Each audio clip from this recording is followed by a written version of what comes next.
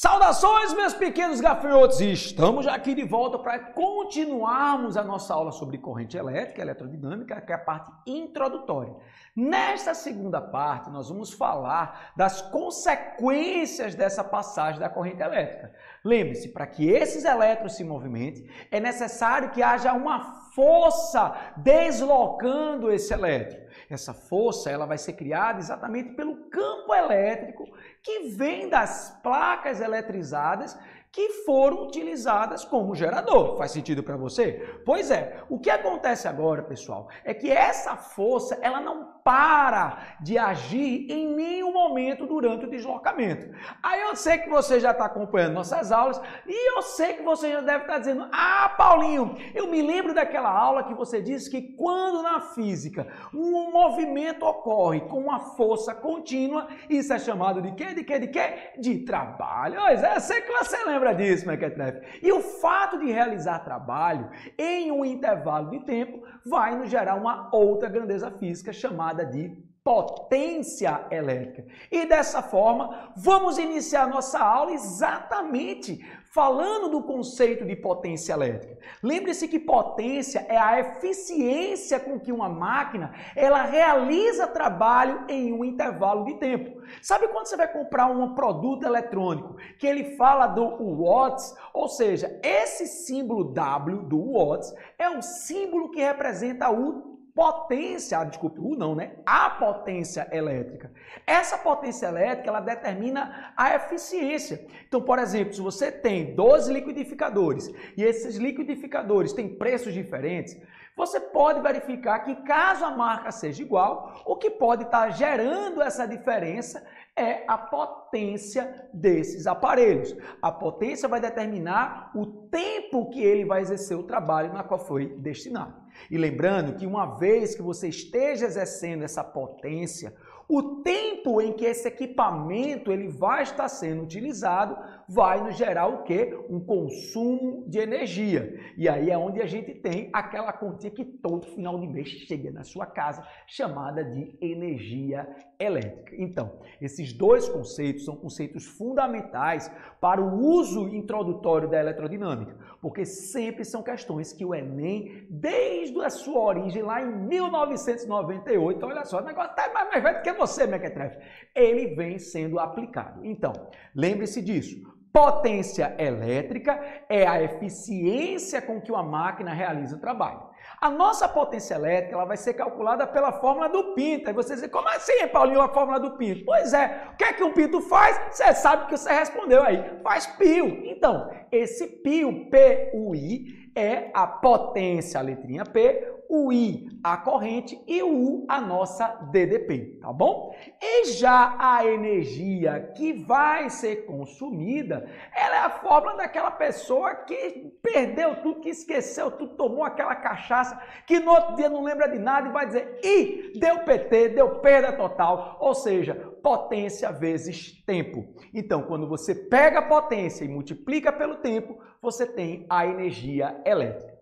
O que é importante que você saiba é que essa energia ela tem duas unidades. É importante você saber disso. Preste muita atenção a isso que eu vou te falar agora. Se você tiver a potência em watts e o seu tempo em segundos, a unidade da energia será o joule. Aí eu te pergunto, mas na sua conta no final do mês, vai lá, procura uma conta de energia, vê se aparece a letra J maiúscula. E aí, achou? Viu que não tem um J? Aí você deve estar dizendo, ah, Paulinho, o que acontece aqui? Cadê o J? Não tem, Mequetrefe, porque isso é a outra unidade, que é quando a potência está em quilowatts. Pelo fato do valor dela ser maior, então a gente abrevia a quantidade de 3 zeros com a letrinha K na frente, KW, e o tempo passando a ser em horas, exatamente pelo tempo que vai ser utilizado. Já pensou se sua conta de energia no final do mês ela contasse todos os segundos que você usou um equipamento? Fala sério, ia ter que precisar um rolo de papel higiênico para vir ao tamanho da sua conta. O que acontece é que para abreviarmos isso, usamos o quilowatts-hora. E aí você deve ter identificado na sua conta de energia a sigla KWH, que é o kWh. Então, agora que você sabe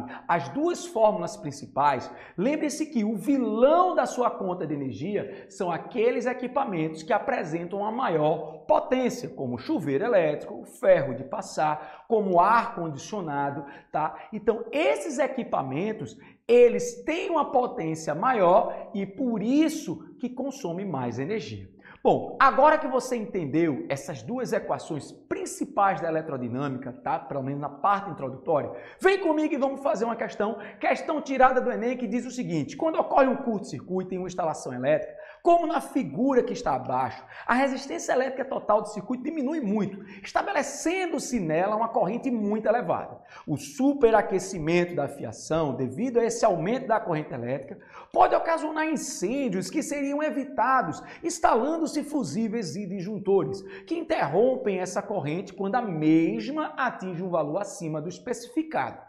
Nesses dispositivos de proteção, suponha que um chuveiro instalado em uma rede elétrica de 110 volts em uma residência possui 3 posições de regulagem de sua temperatura da água. Na posição verão, utiliza 2.100 watts, na posição primavera, 2.400 watts e na posição inverno, 3.200 watts.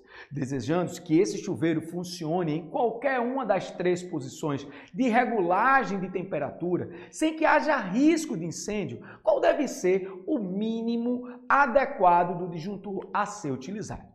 Meus pequenos gafanhotos, é importante vocês entenderem o seguinte, que o disjuntor ou o fusível são dispositivos que limitam a intensidade.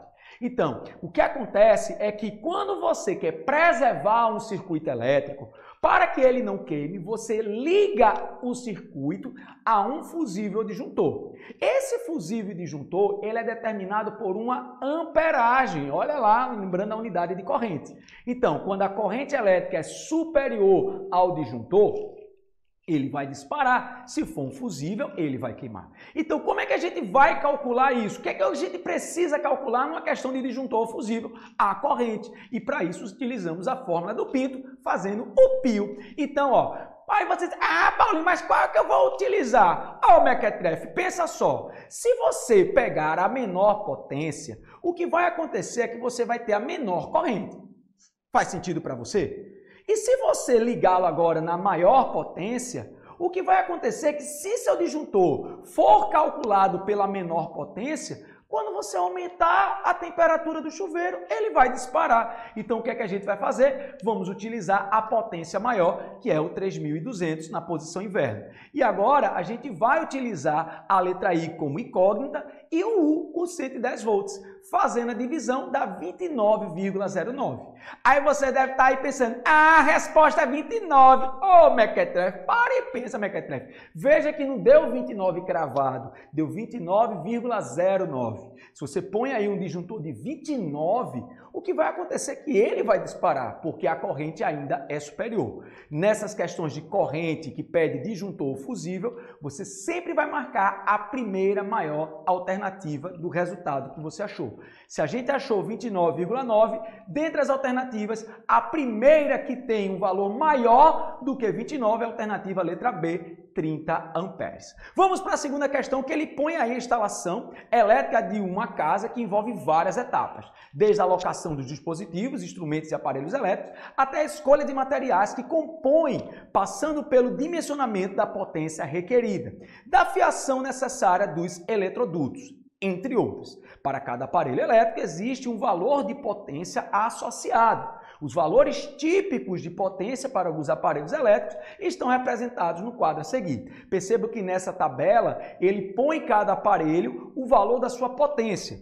O que é importante você prestar atenção é que a unidade de medida está em watts, tá bom? Então, dando sequência, ele fala que a escolha das lâmpadas é essencial para a obtenção de uma boa iluminação. A potência da lâmpada deve estar de acordo com o tamanho do cômodo a ser iluminado. O quadro a seguir mostra a relação entre as áreas do cômodo e as potências da lâmpada em watts e foi utilizado como referência o primeiro pavimento de uma residência.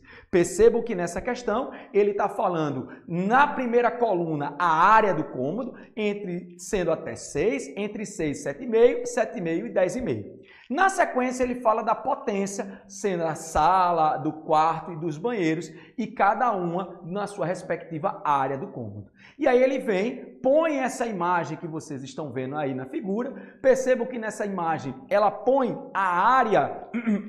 as medidas dos comprimentos. Então o que é que nós vamos fazer para responder? Ele fala que para efeito dos cálculos das áreas, as paredes são desconsideradas. Considere a planta baixa fornecida com todos os aparelhos em funcionamento na potência total em watts será de quanto?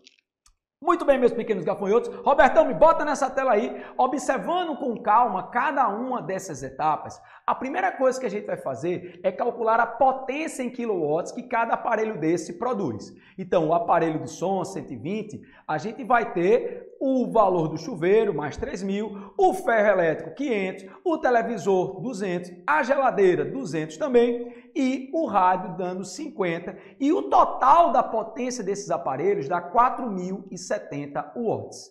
O que nós vamos fazer agora é pegar a área desse cômodo. Lembre-se que a área de um retângulo é a base vezes a sua altura. Percebam que nessa imagem nós temos a área da sala, a área da sala que vai ser medida como 3 metros vezes 3, que é o comprimento, dando 9 metros quadrados. O banheiro, ele tem, por sua vez, a medida de 1,5 por 2,1, ficando uma área de 3,1. Ou seja, se a potência da sala deu 9, vamos lá procurar o 9 e a gente tem que a potência da lâmpada para a sala é 100. No caso do banheiro, como o nosso valor deu 3,1, 3,1 é menor do que 6, então a potência do banheiro é 60.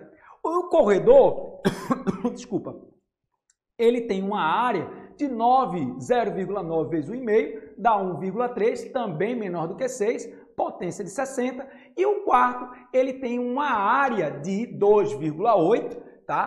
Por 3, ficando 8,4, sendo superior a 7,5, gerando uma potência de 100 watts. Então, quando a gente soma as potências que essas lâmpadas de cada cômodo vai ter, nós vamos ter um total de 320 watts. Então, qual vai ser a potência total? A gente vai pegar os 4.070 que tínhamos nos aparelhos, mais o 320 que veio dos cômodos da lâmpada, ficando um total de 4.390 watts. Veja que essa questão belíssima do Enem, ela precisava de uma interpretação de um gráfico e precisava da análise, tá, da potência e das áreas da figura. Veja que nessa questão 3 ele fala algo que também precisamos de análise de um gráfico, onde ele fala que todo carro possui uma caixa de fusível que são utilizados para a proteção dos circuitos elétricos. O fusível são constituídos por materiais de baixo ponto de fusão, como o estanho, por exemplo, e se fundem quando percorridos por uma corrente elétrica igual ou maior do que aquela que são capazes de suportar. O quadro a seguir mostra uma série de fusíveis e os valores da corrente suportada por cada um deles.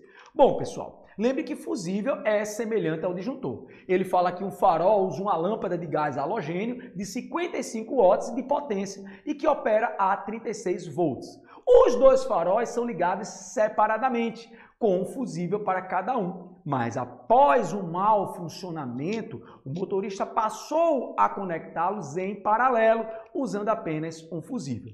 Dessa forma, admite-se que a fiação suporta uma carga de 2 faróis. O menor valor do fusível adequado de acordo com a cor. Muito bem, pessoal. Quando ele fala que a associação em paralelo, significa que a corrente elétrica, lembre-se da primeira lei de Kirchhoff, ela vai se dividir. Então a primeira coisa que a gente vai ter que fazer é calcular a corrente que passa por cada um fio. A gente vai usar a fórmula do pio, pegando 55, que é a potência da lâmpada, e a voltagem dela, que é 36. Veja que essa corrente ela fica de 1,53.